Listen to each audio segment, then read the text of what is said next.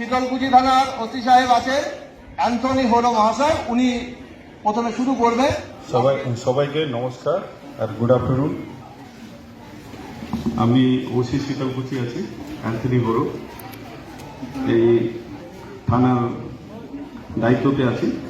আজকে আমরা এখন একটা ছোট প্রোগ্রাম করতে আসছি, আর আপনারা সকাল থেকে আমাদেরকে যেভাবে হেল্প করেছেন, কোঅপারেট করেছেন, এটার জন্য স্কুল অথরিটি এবং যত স্টুডেন্ট আছে সমস্ত স্টুডেন্ট থ্যাংক ইউ, ধন্যবাদ কি আমাদের এই প্রোগ্রামটাকে বক্তব্য দেওয়ার জন্য আসি।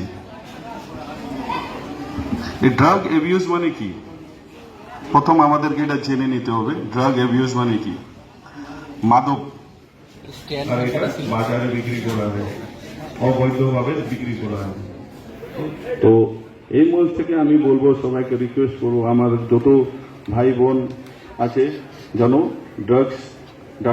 ড্রাগস থেকে দূরে থাকুক, আর যারা আছে ওদেরকেও বলুক, এই মেসেজটা দেখ, আমাদের গ্রামগঞ্জেও এই জিনিসগুলো বলুক কি এই নো টু ড্রাগস, আমরা আর কোনো কিছু ড্রাগসের দিকে যাব না, আকর্ষণ হব না। ঘটে যাওয়া দুটো ঘটনা, আজকেরটা হচ্ছে চাইল্ড ট্রাফিকিং, এই যে বিষয়টা, শিশু পাচার, ট্রাফিকিং মানে পাচার, সেটা মানব পাচার বটে, শিশুরা বেশি সংখ্যায় পাচার হচ্ছে। এবার আমাদের বিদ্যালয়ে দুটো ঘটনা আমি তোমাদের অবগত করানোর জন্য আমি বলছি। 2018 সালের সেপ্টেম্বর মাসে ক্লাস 8-এর স্টুডেন্ট সুব্রত পাল এখান থেকে ফার্স্ট পিরিয়ডের পর বেরিয়ে যায়। এই আশেপাশে একটা র্যাকেট আছে, আমি শীতলকুচি পিএসেও বিষয়টা জানিয়েছিলাম।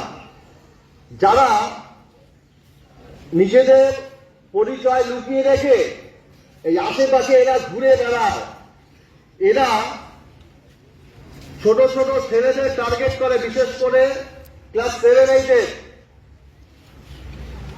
এরা বাড়ির বাইরে চট করে বেরিয়ে আসে, এদের বোঝার ক্ষমতা কম, মানুষকে সহজে চিনতে পারে না, এদেরকে টার্গেট করে,